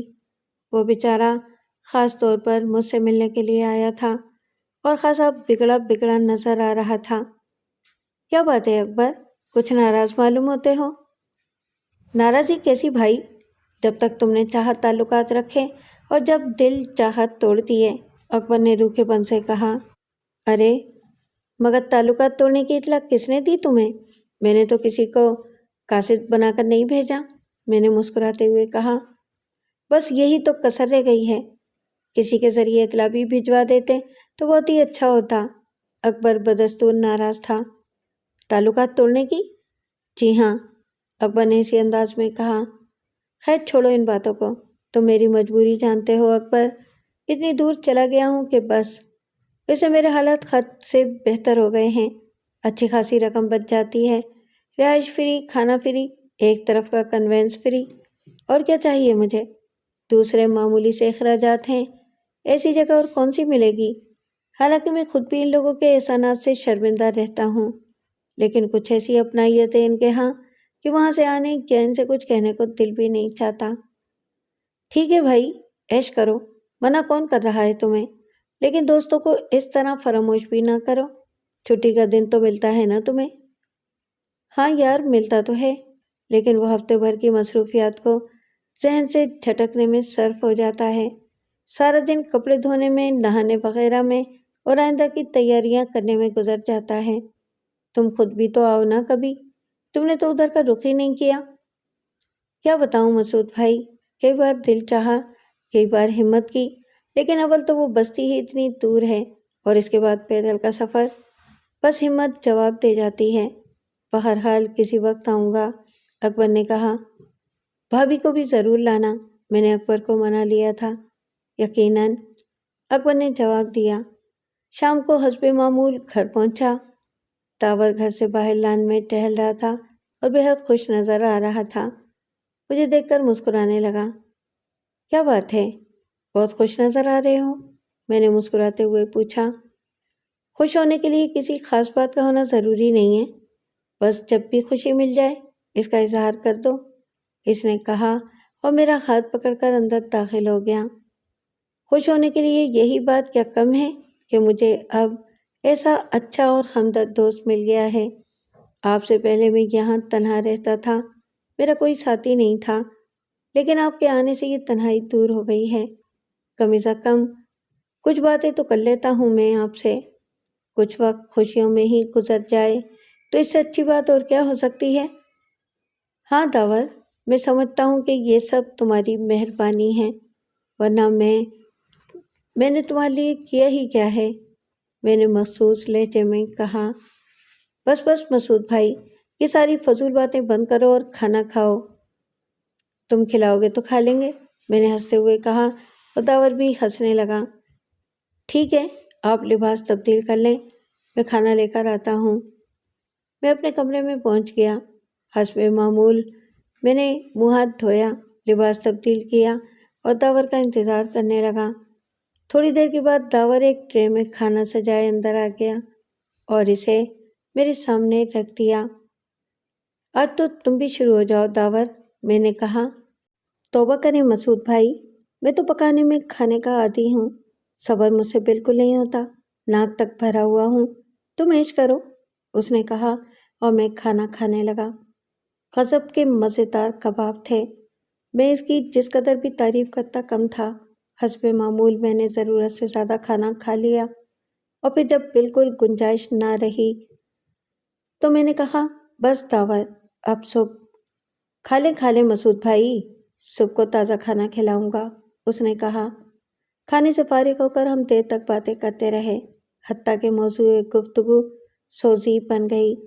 تب داور نے کہا، بیگم صاحبہ سوزی کے چلے جانے سے بے حد ناراض ہیں۔ اوہ، کیوں؟ بس انہیں دکھ ہے کہ لوگ انہیں اس طرح اگنور کیوں کرتے ہیں، کوئی ان سے خلوص سے کیوں نہیں پیش آتا اور کوئی ان کے خلوص کو قبول کیوں نہیں کرتا، جبکہ وہ کسی کو تکلیف بھی نہیں دیتی اور نہ ہی کسی کے لیے باعث تکلیف بنتی ہیں، لیکن لوگ انہیں خاطر میں ہی نہیں لاتے۔ ہاں یہ بات تو ہے داور، بیگم صاحبہ جیسی عظیم شخصیت کے ساتھ اس قسم کی حرکات کے مرتکب لوگوں کو معاف نہیں کرنا چاہیے، ان کی ذات سے واقعی کسی کو تکلیف نہیں پہنچتی۔ سوزی بھی عجیب و غریب لڑکی نکلی، مجھے تو حیرت ہوتی ہے۔ حیرت کی کیا بات ہے مسعود بھائی، یہ سب لڑکیاں ایک ہی قسم کی ہوتی ہیں، ہر کسی کی خلوص کا مذاق اڑانے والی اور دوسروں کو دکھ دینے والی، داور نے کہا اور میں گردن ہلانے لگا۔ دراصل ہم بھی تو بہت جلد دوسروں پر اعتبار کر لیتے ہیں داور، کام کرنے کے لیے لڑکی کی ضرورت تو ہوگی ہی، اس بار ہم اس سے معاہدہ کر لیں گے۔ کیا معاہدہ؟ یہی کہ اسے کم سے کم 3 سال تک اس ملازمت پر ہمارے ساتھ رہنا ہوگا، ورنہ ہم اس پر خرچانے کا دعویٰ کر دیں گے۔ ہاں ٹھیک ہے یہ بھی، لیکن فی الحال چند روز تو لڑکی کے بغیر ہی کام چلانا ہوگا، کم سے کم اس وقت تک جب تک بیگم صاحبہ کا غصہ ٹھنڈا نہ ہو جائے، اس نے شانے اچکاتے ہوئے کہا۔ ٹھیک ہے داور، جو بیگم صاحبہ کی مرضی، لیکن اس سلسلے میں اگر کسی کام کے لیے میری ضرورت ہو تو میں حاضر ہوں۔ 3-4 دن تک داور کھانا پکا پکا کر کھلاتا رہا۔ بے شک اس کے ہاتھ کا کھانا بے حد لذیذ ہوتا تھا۔ جن دنوں داور اپنے ہاتھ سے کھانا پکاتا تھا، اس دوران میری خوراک دگنی ہو جاتی تھی۔ یہ بات میں نے اکثر محسوس کی تھی۔ 5ویں دن داور نے مجھ سے کہا، بیگم صاحبہ کی طرف سے اجازت مل گئی ہے۔ کس چیز کی اجازت؟ میں نے تعجب سے پوچھا۔ لڑکی کی۔ اوہ، بیگم صاحبہ تیار ہیں؟ ہاں مسعود بھائی، آپ کل ہی اشتہار دے دیں اور کسی تندرست و خوبصورت لڑکی کو اپائنٹ کر لیں۔ کیا لڑکی کا خوبصورت ہونا ضروری ہے؟ میں نے ہنستے ہوئے پوچھا۔ خوبصورت ہوگی تو کھانا بھی اچھا لگے گا، بدصورت ہوئی تو بہترین پکی ہوئی چیز بھی بیکار لگے گی، دلاور نے کہا اور ہم دونوں ہنسنے لگے۔ اوکے داور، میں اس سلسلے میں کل ہی کوئی قدم اٹھاتا ہوں۔ میں نے دوسرے دن کے اخبار میں اشتہار دے دیا۔ تیسرے دن بہت سی لڑکیوں کا میں نے انٹرویو لیا اور آخر ایک خوبصورت سی لڑکی کو اپائنٹ کر لیا۔ اس کا نام فرزانہ تھا، مسلم لڑکی تھی۔ فرزانہ بڑی بے تکلف قسم کی لڑکی تھی۔ 2 منٹ میں مجھ سے گھل مل گئی۔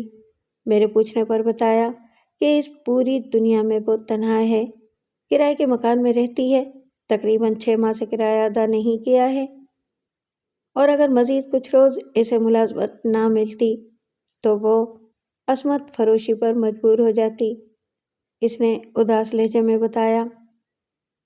نہیں فرزانہ، انسان کو رب عظیم سے امید رکھنی چاہیے جس نے ہمیں پیدا کیا ہے۔ وہ ہماری طرف سے آنکھیں بند نہیں کر سکتا۔ میں نے اسے دلاسا دیتے ہوئے کہا۔ آپ ٹھیک کہہ رہے ہیں جناب، لیکن آپ یہ بھی جانتے ہیں کہ ہر شخص کو زندگی گزارنے کے لیے سہاروں کی ضرورت ہوتی ہے۔ میں نے بہت ٹھوکریں کھائی ہیں، بڑی مشکل سے تعلیم حاصل کی اور ملازمت کرنے لگی، لیکن فرم کا مالک میرے کام سے زیادہ میرا خواہش مند تھا۔ جب میں نے اس کی ناجائز خواہش کو تسلیم نہیں کیا تو اس نے مجھے ملازمت سے نکال دیا اور میں ماری ماری پھرنے لگی۔ لیکن مسعود صاحب، چاروں طرف پرخبث نظریں تھیں۔ میں جگہ جگہ انٹرویو دیتی رہی اور لوگوں کی نگاہیں مجھے ٹٹولتی رہیں۔ وہ مجھے ایک دن میں 1 ماہ کی تنخواہ دینے کے لیے تیار تھے، لیکن اس کا معاوضہ میری محنت سے نہیں بلکہ میرے سراپے سے وصول کرنا چاہتے تھے۔ حتیٰ کہ مجھے یوں محسوس ہونے لگا جیسے باعزت روزی میرے لیے ختم کر دی گئی ہو۔ تب میں نے سوچا کہ اگر عصمت فروشی کر کے ہی روٹی مل سکتی ہے تو اسے سستے داموں کیوں بیچوں؟ اور یقین کریں جناب، اگر آپ یہاں مجھے ملازمت نہ ملتی تو میں یہاں سے سیدھی بازار حسن جاتی اور وہاں پر کسی کسٹمر کو تلاش کرتی، کیونکہ 2 دن سے میں بھوکی ہوں۔ میں نے کچھ نہیں کھایا، صرف پانی پی کر گزارا کر رہی ہوں۔ اس کی آنکھوں سے ٹپ ٹپ آنسو گرنے لگے اور میرا کمزور وجود اس کے آنسوؤں میں بہنے لگا۔ بمشکل تمام میں نے اسے خاموش کرایا، چپراسی کو بلا کر اس کے لیے کھانے کا انتظام کر دیا۔ کھانے سے فراغت پانے کے بعد میں نے اس سے کہا، میں تمہیں ملازمت دینے کے لیے تیار ہوں فرزانہ، ایک باعزت ملازمت۔ بلا شبہ تم خوش رہو گی کیونکہ کوئی ہوسناک نگاہ تمہاری طرف نہیں پڑے گی، لیکن ہماری کچھ شرائط ایسی ہیں جنہیں ممکن ہے کہ تم پسند نہ کرو۔ وہ کیا جناب؟ تمہیں شہر سے دور ایک مکان میں رہنا ہوگا۔ وہاں کل 3 افراد ہیں، ایک میں ہوں، ایک گوشہ نشین خاتون ہے جو پردے کی بے حد پابند ہے، اور ایک اور شخص ہے۔ تمہیں گھر کے ضروری کام کرنے ہوں گے۔ کوئی کام ایسا نہیں ہوگا جو تمہاری فطرت کے خلاف ہو، لیکن کم از کم 3 سال تمہیں ہمارے ساتھ گزارنے ہوں گے۔ میں کچھ پوچھنا چاہوں گی جناب، فرزانہ نے کہا۔ ہاں ضرور، آدمی کو ہر کام تسلی سے اور سوچ سمجھ کر کرنا چاہیے، میں نے کہا۔ یہ 3 سال کی پابندی کیا حیثیت رکھتی ہے؟ کچھ نہیں، یہ معاہدہ صرف اس لیے ہوگا کہ عام طور پر لڑکیاں اس ماحول کی ویرانی سے اکتا کر بھاگ جاتی ہیں۔ اوہ، یہ تو کوئی بات ہی نہیں ہے۔ میرا دل بھی اس مشینی دنیا سے بھر گیا ہے جناب۔ اگر صرف ویرانی کی بات ہے تو میں وعدہ کرتی ہوں کہ جب تک آپ مجھے ملازم رکھیں گے رہوں گی، فرزانہ نے کہا۔ بس تو پھر ٹھیک ہے، میں نے کہا۔ بہت بہت شکریہ جناب، اس نے کہا، اور میں نے اسے ملازم رکھ لیا۔ شام کو میں اسے اپنے ساتھ گھر لے گیا اور اس کا تعارف داور سے کرا دیا۔ یہ فرزانہ ہے داور، 3 سال کے ایگریمنٹ پر راضی ہیں اور انہوں نے وعدہ کیا ہے کہ یہ ماحول کی ویرانی سے نہیں گھبرائیں گی۔ بہت خوب، داور نے کہا۔ تنخواہ کا مسئلہ طے کر لیا ہے تم نے؟ نہیں، تنخواہ کے بارے میں ابھی میں نے انہیں کچھ نہیں بتایا، البتہ کھانا، کپڑا اور رہائش کے بارے میں بتا دیا ہے۔ ٹھیک ہے، تنخواہ کا مسئلہ بھی طے ہو ہی جائے گا۔ میں تو صرف یہ پوچھنا چاہتا تھا کہ آپ نے انہیں ضروری کوائب سے آگاہ کر دیا ہے؟ ہاں، یہ ہمارے لیے بالکل ٹھیک رہیں گی، میں نے جواب دیا۔ آپ مطمئن ہیں تو سب ٹھیک ہے؟ ویسے آپ نے انہیں بیگم صاحبہ کے بارے میں بھی بتا دیا ہوگا۔ بالکل، انہیں صرف ملازمت سے سروکار ہے، میں نے کہا، اور داور نے گردن ہلا دی۔ فرزانہ کو بھی وہی کمرہ مل گیا تھا جو کبھی سوزی کے لیے مخصوص تھا، اور فرزانہ نے حسن و خوبی سے اپنا کام سنبھال لیا۔ وہ ہمارے ساتھ بہت خوش تھی، البتہ فطری طور پر اسے بھی بیگم صاحبہ کے بارے میں تجسس تھا، اور ڈھکے چھپے الفاظ میں وہ کئی بار ان پراسرار بیگم صاحبہ کا تذکرہ کر چکی تھی جن کی موجودگی اس نے بخوبی محسوس کی تھی، لیکن جن کا سایہ بھی اس نے کبھی نہیں دیکھا تھا۔ میں نے خاص طور سے اسے اس سلسلے میں سمجھایا اور کہا کہ یہاں باعزت ملازمت کرنے کے لیے یہ شرط بھی ضروری ہے کہ بیگم صاحبہ کی کھوج نہ کی جائے۔ پھر میں نے اسے اپنے بارے میں بتایا کہ میں اتنے عرصے سے یہاں رہ رہا ہوں، لیکن میں نے کبھی بھی بیگم صاحبہ کا سایہ تک نہیں دیکھا۔ فرزانہ میری اس بات سے کافی متحیر تھی۔ پھر ایک دن ایک عجیب واقعہ پیش آیا۔ میں دفتر میں تھا کہ ایک پولیس انسپکٹر ایک اسسٹنٹ کے ساتھ میرے پاس آیا۔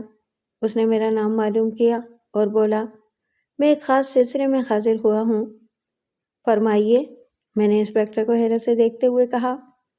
انسپکٹر صورت سے بے حد ذہین اور ہوشیار نظر آتا تھا۔ اس نے کسی اخبار کا تراشا میرے سامنے کرتے ہوئے کہا، یہ اشتہار آپ کی طرف سے تھا؟ میں نے غور سے اس اشتہار کو دیکھا۔ یہ وہ اشتہار تھا جو میں نے سوزی کو ملازم رکھتے ہوئے دیا تھا۔ جی ہاں، میں نے جواب دیا۔ آپ نے اس کے جواب میں کسی سوزی نامی لڑکی کو ملازم رکھا تھا؟ جی ہاں۔ کیا وہ اب بھی آپ کے پاس ملازم ہے؟ جی نہیں، وہ کچھ عرصے ہمارے ساتھ رہی اور پھر ایک دن چپکے سے ملازمت چھوڑ کر چلی گئی۔ کتنے عرصے پہلے؟ میرا خیال ہے کہ 1.5 ماہ ہو گیا۔ کہاں چلی گئی؟ کیا اس نے آپ کو بتایا تھا؟ نہیں، وہ خاموشی سے چلی گئی تھی اور اس کے بعد سے آج تک نہیں ملی۔ اس کے ملازمت چھوڑنے کی کیا وجہ تھی؟ تنہائی۔ دراصل میں جس جگہ رہتا ہوں وہ خاصی ویران ہے، عام لوگوں کا دل وہاں نہیں لگ سکتا۔ آپ کے ساتھ کون کون رہتا ہے؟ میں ہوں، بیگم صاحبہ ہیں اور ان کا ملازم ہے خاص۔ بس ہم 3 افراد ہیں۔ دراصل میں بھی اس مکان میں کرایہ دار کی حیثیت سے گیا تھا، لیکن بعد میں ہمارے تعلقات دوستانہ ہو گئے۔ میں اسے تفصیل بتاتا رہا اور انسپکٹر کسی خیال میں ڈوب گیا۔ پھر اس نے کہا، کیا میں پوچھ سکتا ہوں انسپکٹر صاحب کہ یہ تفتیش کس سلسلے میں ہو رہی ہے؟ کوئی خاص بات نہیں ہے۔ دراصل یہ لڑکی جس کا نام سوزی ہے کافی دنوں سے غائب ہے۔ اس کے بہن بھائی نے پولیس کو اطلاع دی ہے۔ بہرحال ہم اسے تلاش کر رہے ہیں۔ آپ کو سختی سے ہدایت کی جاتی ہے کہ اس تفتیش کا ذکر کسی سے نہ کریں۔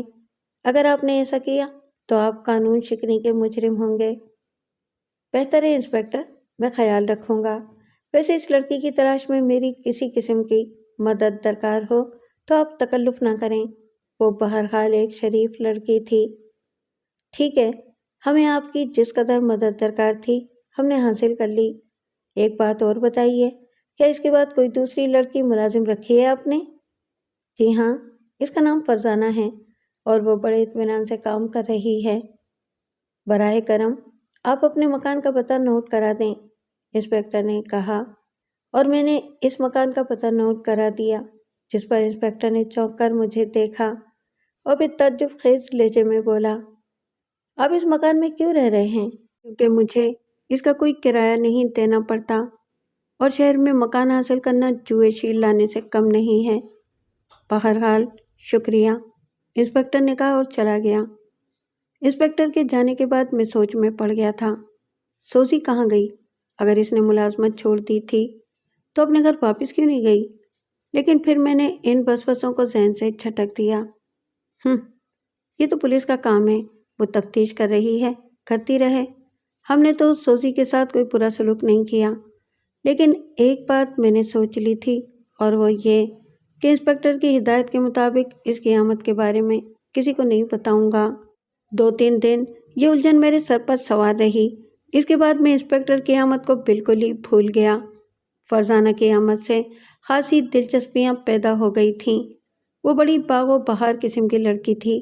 اچھا کھانے کو، اچھا پہننے کو ملا تو خوب نکھر گئی۔ شروع میں وہ ان بیگم صاحبہ کی وجہ سے تعجب خیز رہی، لیکن پھر اس ماحول کی عادی ہو گئی۔ خاص بات یہ تھی کہ وہ میری طرف مائل تھی اور اس ویران ماحول میں اس کا وجود میرے لیے بے حد دلکش تھا، حتیٰ کہ میرے اور اس کے تعلقات بڑھتے گئے۔ فرزانہ کو اب میرے بغیر چین نہیں آتا تھا اور اب ہمارے درمیان سے ہر قسم کا حجاب بھی اٹھ گیا تھا۔ میں فرزانہ کے بارے میں سنجیدگی سے غور کر رہا تھا۔ اس کی شرافت نے مجھے مجبور کر دیا تھا کہ میں اسے اپنا لوں، اور آج میں اپنے آفس میں اسی بارے میں سوچتا رہا تھا، حتیٰ کہ میں ایک فیصلے پر پہنچ گیا۔ میں نے سوچ لیا کہ فرزانہ کو اپنا لوں گا اور یہ بات میرے لیے فرحت کا باعث بن گئی۔ اس کے بعد میرا دل آفس میں نہیں لگ سکا تھا۔ شام کو روز مرہ سے کچھ قبل ہی میں واپس پہنچ گیا۔ فرزانہ بے چینی سے میری منتظر تھی۔ مجھے دیکھتے ہی بے ساختہ مجھ سے لپٹ گئی۔ میرا سہارا توڑ نہ دینا مسعود، ورنہ میں مر جاؤں گی، اس نے درد بھرے انداز میں کہا۔ پگلی، تمہیں مرنے کون دے گا؟ میں نے اسے پیار کرتے ہوئے کہا اور اس کی آنکھوں میں مستی چھلک آئی۔ میں نے اسے کہا کہ رات کو وہ کام سے فارغ ہونے کے بعد میرے کمرے میں آ جائے۔ میں نے پکے عاشقوں کے انداز میں کہا، آؤ گی نا؟ ہاں، وہ آہستہ سے بولی۔ آنے والی رات کی تصور نے مجھے بے خود کر دیا۔ میں اپنی زندگی کے انداز بدلے ہوئے محسوس کر رہا تھا۔ فرزانہ نے میری سوچ کے دھارے بدل دیے تھے۔ سارے دن میں اس کے خیال میں ڈوبا رہا۔ شام گزر گئی۔ رات کو ہم حسب معمول یکجا ہو گئے۔ داور کسی قدر بے چین نظر آ رہا تھا۔ اس کی آنکھوں میں ایک عجیب سی بے چینی تھی۔ کیا بات ہے داور، تم کچھ پریشان ہو؟ ہیں؟ نہیں، بھلا میرا پریشانی سے کیا واسطہ؟ کچھ بے چین لگ رہے ہو۔ بے چین نہیں، بیمار کہیں، داور نے پھیکے انداز میں مسکراتے ہوئے کہا۔ کیا بات ہے؟ نزلہ، معمولی سا، کوئی دوا لے لوں گا ٹھیک ہو جاؤں گا، البتہ آج ذرا جلدی آرام کرنے چلا جاؤں گا۔ ضرور ضرور، میں نے کہا، میں تو خود یہی چاہتا تھا۔ فرزانہ کے ہونٹوں پر مسکراہٹ پھیل گئی۔ داور نے اٹھتے ہوئے کہا، تو مجھے اجازت، آپ دونوں بھی آج جلدی سو جائیں۔ ٹھیک ہے، میں نے چور نگاہوں سے فرزانہ کو دیکھ کر کہا اور فرزانہ مسکرا دی۔ اس نے بڑی ادا سے گردن ہلائی اور پھر سرگوشی کے انداز میں بولی، احتیاط ضروری ہے۔ کیا مطلب؟ 1 بجے آؤں گی، ٹھیک 1 بجے۔ اوکے، میں بے چینی سے انتظار کروں گا، میں نے کہا اور وہ بھی چلی گئی۔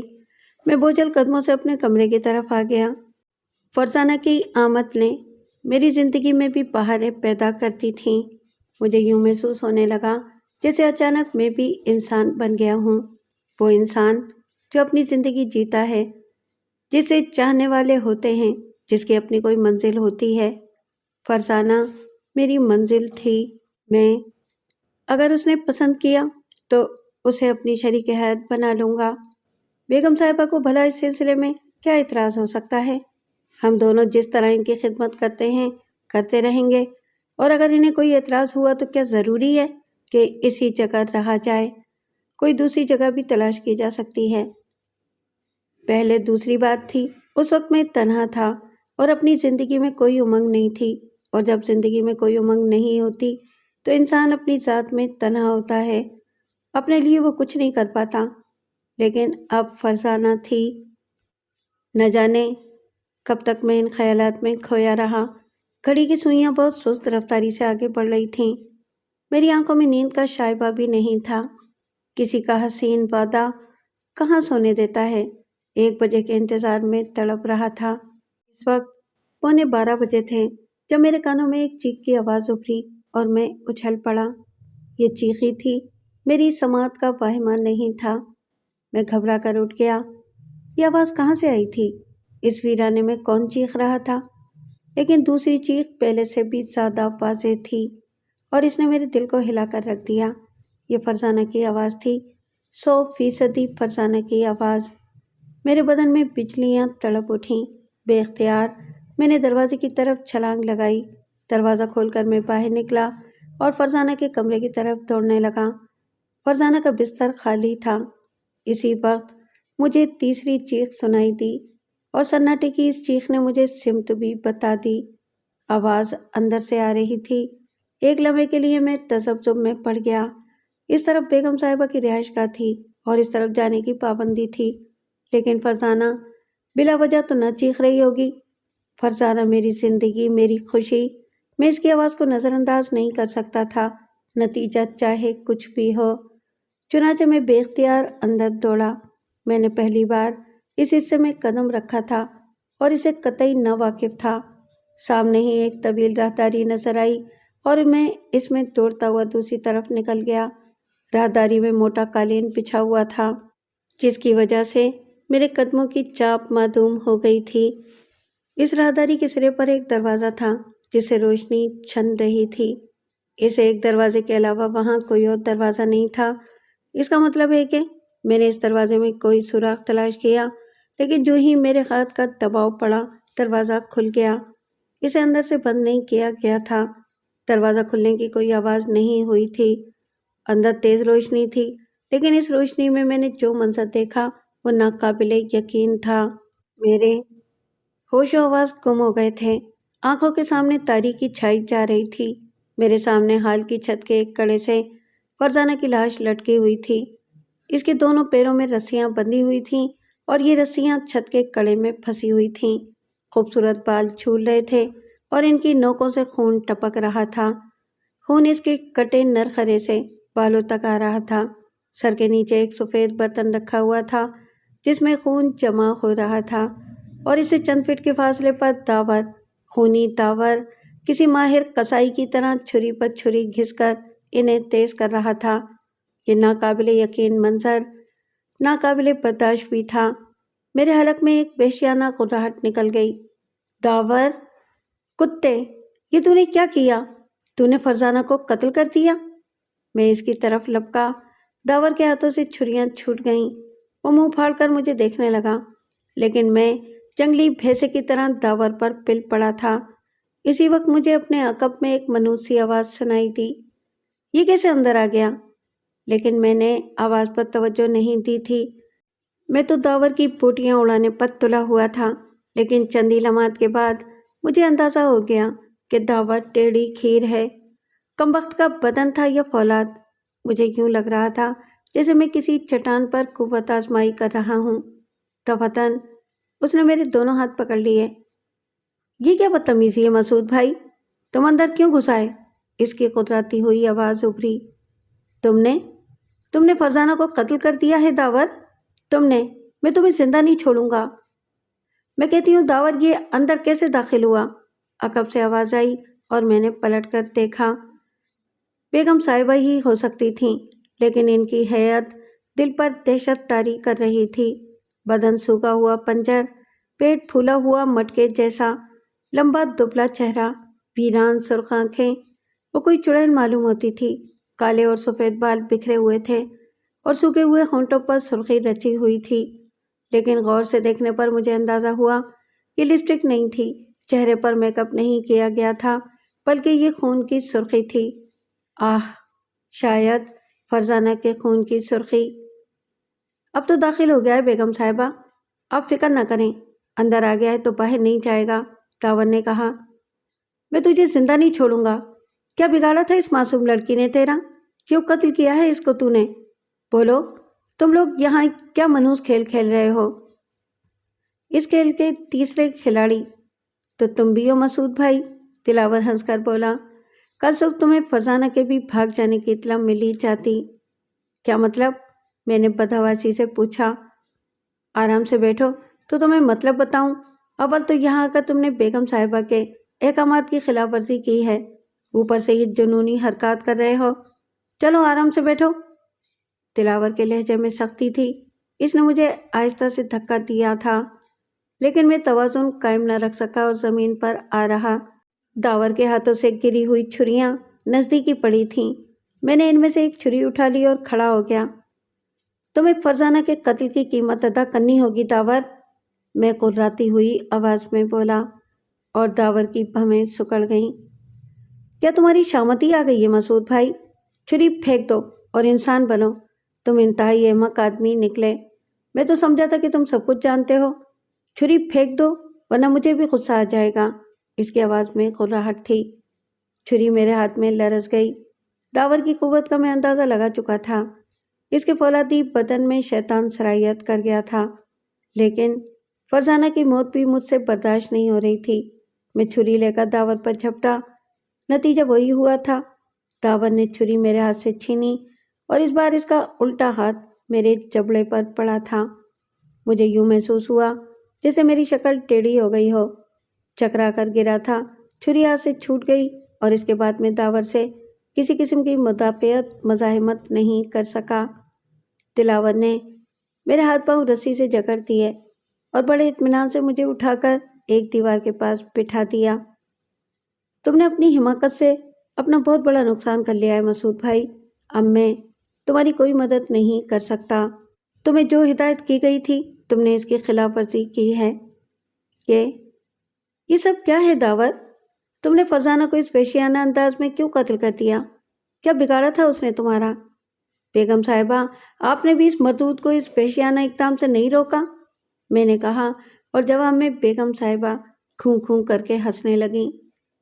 بالکل ہی گدھا ہے۔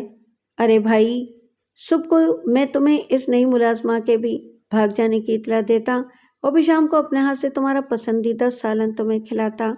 اس سے پہلے بھی تم بار بار ملازماؤں کا سالن کھاتے رہے ہو، داور نے ہنستے ہوئے کہا۔ میری زبان گونگ ہو گئی، دل سینے سے نکلنے لگا۔ خدا کی پناہ، میں ان بھیڑیوں کے ساتھ انسانی گوشت کھاتا رہا ہوں۔ اسی وقت داور کی آواز گونجی، بیگم صاحبہ کا معدہ خراب ہے، وہ صرف خون پیتی ہیں۔ گوشت میرا ہوتا ہے، لیکن سالن میں صرف تمہارے لیے پکاتا تھا۔ خود میں تو کچا گوشت کھاتا ہوں۔ میری طبیعت متلانے لگی تھی۔ ذلیل کمینے کتے، تم آدم خور ہو، تم دونوں وحشی ہو۔ آخر تم انسانی گوشت کیوں کھاتے ہو؟ تم بھی تو کھاتے رہے ہو میری جان۔ چند روز رک جاؤ، اس کے بعد خود عادی ہو جاؤ گے۔ میں پولیس میں تمہاری رپورٹ کروں گا، پوری تفصیل بتاؤں گا تمہاری۔ پھنسو گے تو تم بھی، کیونکہ ہم نے جالی ایسا بچھایا تھا۔ لڑکیاں تمہارے ذریعے ہی یہاں پہنچتی تھیں، داور نے کہا، مگر مجھے تمہاری درندگی کے بارے میں کچھ نہیں معلوم تھا۔ پھر تمہیں بھی کھا لیا جائے گا، اب تم یہاں سے زندہ واپس نہیں جاؤ گے، داور خونخوار لہجے میں بولا۔ اسی وقت دروازے پر ایک زوردار لات پڑی اور 10-12 پولیس کے جوان اندر گھس آئے۔ آگے پولیس افسر تھا جس کے ہاتھ میں پستول دبا ہوا تھا۔ یہ مسئلہ بھی تم نے حل کر دیا وحشی جانور، ورنہ یہ بے گناہ بھی مصیبت میں پھنس جاتا۔ اے بوڑھی، اپنی جگہ رہو ورنہ۔ افسر نے گولی چلا دی جس نے بیگم صاحبہ کی ٹانگ توڑ دی تھی۔ بیگم صاحبہ بری طرح چیخنے لگیں۔ دوسری طرف داور کو بھی گرفتار کر لیا گیا تھا اور پھر میری بندشیں کھول دی گئیں۔ عجیب و غریب کہانی تھی۔ داور اور مسز دانیال 2 مریض تھے، ایک عجیب و غریب مرض کے شکار جس کا کوئی علاج نہیں تھا۔ ان کے بدن سکڑتے اور سڑتے جا رہے تھے۔ ڈاکٹروں کے بورڈ کا متفقہ فیصلہ تھا کہ ان کی زندگی ناممکن ہے۔ ایک تجربہ کار ڈاکٹر نے گہرے سوچ کے ساتھ کہا تھا کہ یہ دونوں مریض ٹھیک ہو سکتے ہیں، لیکن ان کا علاج انسانی گوشت اور خون ہے۔ ظاہر ہے اس کا حصول ناممکن تھا، لیکن مسز دانیال نے یہ بات سن لی۔ داور سے دوستی کر کے ان دونوں نے اسپتال سے نکل جانے کا پروگرام بنایا اور اس میں وہ کامیاب بھی ہو گئے۔ مسز دانیال نے اپنی جائیداد فروخت کر کے شہر سے الگ تھلگ یہ عمارت خرید لی اور دونوں یہاں آدم خوری کرنے لگے تھے۔ پولیس دراصل سوزی کی تلاش میں مجھ تک پہنچی تھی اور پھر اس عمارت تک آ کر آفیسر اپنے کانوں سے ساری گفتگو سن لیتا ہے، اور اگر وہ اپنے کانوں سے ساری گفتگو نہ سن لیتا تو پھر میری گلو خلاصی بھی ممکن نہیں تھی۔ بہرحال دونوں موذی پکڑے گئے تھے۔ چند سماعتوں کے بعد انہیں موت کی سزا دے دی گئی۔ ان واقعات کو طویل عرصہ گزر گیا ہے، لیکن آج بھی جب مجھے ان لمحات کا خیال آتا ہے تو میری روح تک کانپ جاتی ہے۔